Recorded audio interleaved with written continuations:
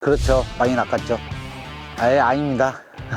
아직 최고는 아니고 저보다 더 낚시를 잘하시는 분도 많고 저보다 더 많이 잡고 뭐 이렇게 공개적으로 오픈을 안 하시는 분들도 많이 계시기 때문에 저는 이제 횟수로 이제 8년차 됐습니다. 매년 느끼는 거지만 농어가 먹이 활동하러 이런 쉘로우권 여밭으로 올 때는 먹이가 있어야 되잖아요. 베이트가 뭐 멸치가 있다든지 광어 치어가 있다든지 숭어 새끼가 있다든지 그런 조건이 있어야 농어가 들어오는데, 앵글러 입장에서는 그 넙치 농어를 잡을 때 너울이 쳐줘야 애들이 경계심이 좀 덜 하거든요.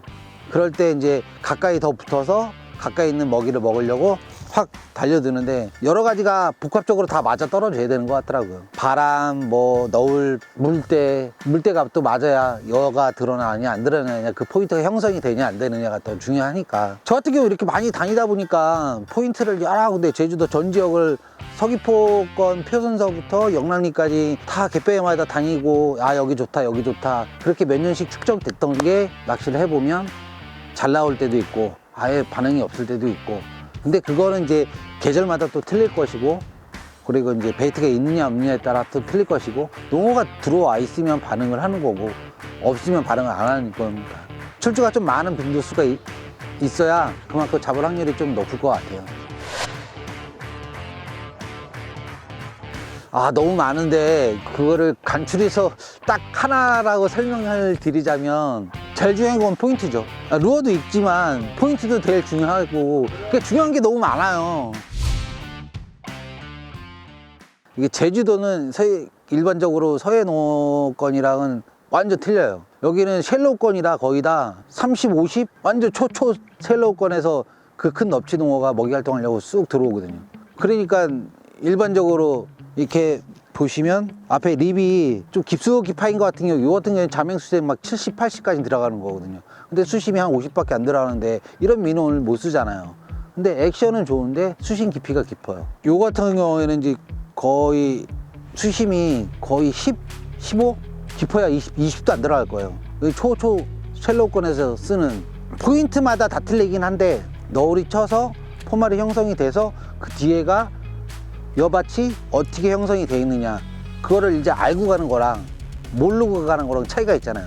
그래서 나는 아 여기가 수심이 조금 그래도 깊어, 그러나 이 민어 써도 괜찮을 것 같아, 밑걸림 없이 농어를 잘 낚을 것 같아, 그런 마음으로 이제 이런 민어를 립이 70이나 80 들어갈 수 있는 민어까지 쓸 수 있고, 수심이 좀 얕아 그러면은 좀 더 립이 좀 없는 10, 15번 정도밖에 들어갈 수 있는, 자민 깊이가 그 정도밖에 안 되는 이런 민어를 선택을 하는 거죠.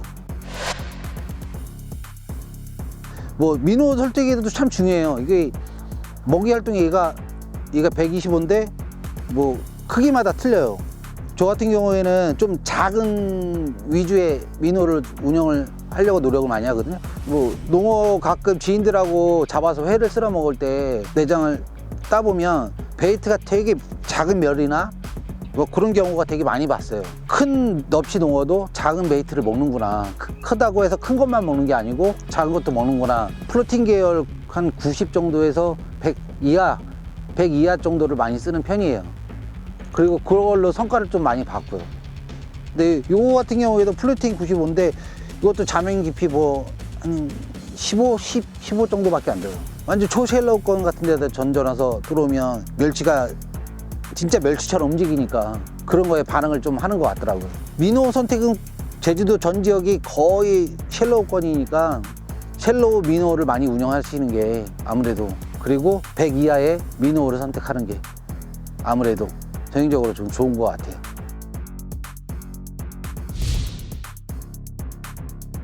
색상은 저 같은 경우는 색상은 그렇게 따지질 않아요. 앵글러마다 차이가 있긴 있지만 그런 경우가 있어요.